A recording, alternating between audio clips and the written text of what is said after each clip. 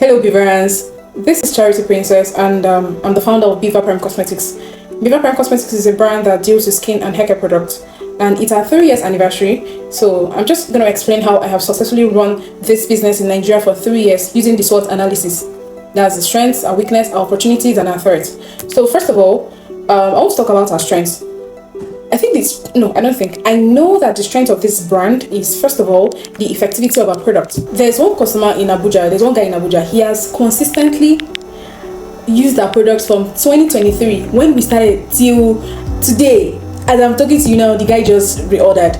I mean, if Beaver Prime Cosmetics products were not good, there's no how he would come back. There's no how he would refer, because he kept on referring people.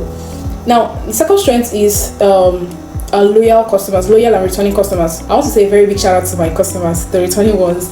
I'm so grateful because they keep coming back. In fact, at some point we didn't have new customers, we didn't have new clients, so it was just the old customers coming back with reviews back to back. So it was when we started running sponsored ad, that's when we started getting new and like fresh customers. So yeah, our third strength is consistency. If there's something I know this brand is very good at, is consistency. I mean, consistent in posting, consistent in content, consistent in delivering every single thing that we know how to do. We do it with consistency. So yeah, that's our strength. Okay, now let's go to our weaknesses. We really don't have weaknesses like that. I'm not saying we are 100% perfect, no. But I think one of our weaknesses was delayed in delivery. That was when I first started the brand. I was working, so I was doing 9 to 5. I was like merging my 9 to 5 with my business. So it was most times it delays delivery. I think our second weakness is doing everything alone. When I started the brand, I didn't have an assistant. I didn't have anybody, so it was just me doing delivery. I was doing production, packaging, everything all alone. And most times, when I come back from work, my work closes by 6, so before I get home it's already past 7 to 8. So I'll just have my dinner and I will be hitched on production. I can produce to you, like I can use the whole night for production and then maybe just sleep like for 2-3 hours. Then the morning you're going back to work. It was tiring. So but then one day I now said to myself, why am I doing all this alone when I can get an assistant, right? Don't get me wrong, the assistant is not producing. So I got an assistant. All she does is after production, she'll be the one to bottle it, fill up the containers, label, wash, clean, and arrange them on the shelf. So right now it's not a weakness, but as at then it was a weakness because I used to be very tired. My legs would be aching, my back, my whole body. And after then, let's say you have a delivery the following day, so you have to still go to the park after production. Then from park I'll go to work. So it was a lot. I'll not even lie, it was a lot. So but then when I got someone, it relieved me of a whole lot of stress. Okay, so let's talk about the opportunities. So we started shipping our bird last year. So like January 2025 was the first time we shipped to United Kingdom. So a client called, she's a Nigerian, but she's based in UK. So she called and was like, I've been seeing your ad and I don't know if you can deliver. I can. Like, oh my god, my brand is about to go. We have not been before.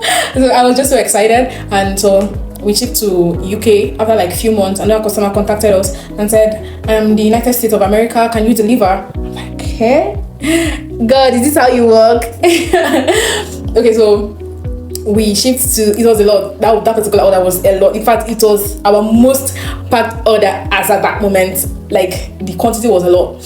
Before this, don't get me wrong, we sent it to Ghana, to Benin Republic. No, I'm grateful for that, but I'm talking about outside Africa. Fast forward to after like 3 months, the customer came back. I was like, where were you all this while? So I felt so happy because I mean, somebody in the United States is using my product and she was like, products are amazing. I think the next point is, where would you see your brand in the next 5 years?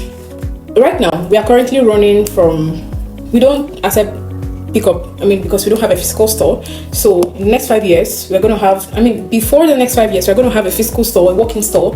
And I want to see this brand scaling online. When you're searching for skincare brand, hair good product brand in Nigeria, we are Beaver Prime Cosmetics to be number 1. So yes, that's where and that's how I want my brand to be in the next 5 years. So the next on our list is threats. So some of the threats skincare brand faces in Nigeria, or some of the threats I I face in Nigeria as sometimes can be very draining. Customer, especially first-time customers. Hope your product does not bleach. Hope your product does not chemical. Hope your product does not do that.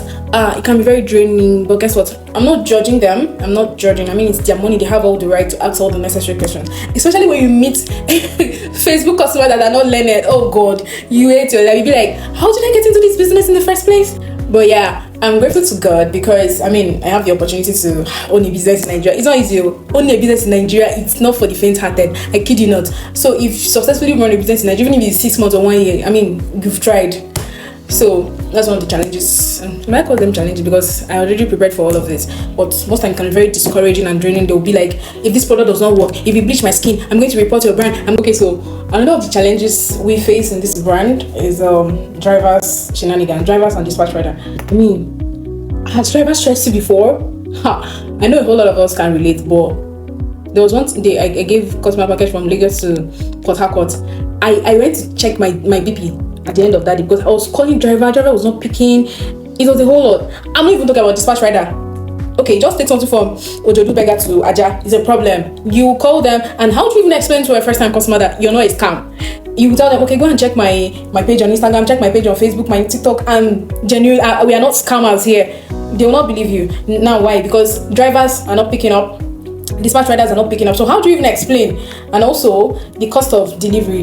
You know, most time you tell a customer that okay, from Lagos to maybe Abuja is 4,000 naira. And on getting to the park, you hear that it's 6,000, 7,000. How do you go back to tell customer that okay, delivery is? You have to incur the expenses. I don't know about you, but that's what we do. We have to incur the expenses. That one cannot even blame anybody. It's just the system we found ourselves. Is the economy of Nigeria. So cannot even blame anybody for that one. But yeah. It's been a roller coaster ride.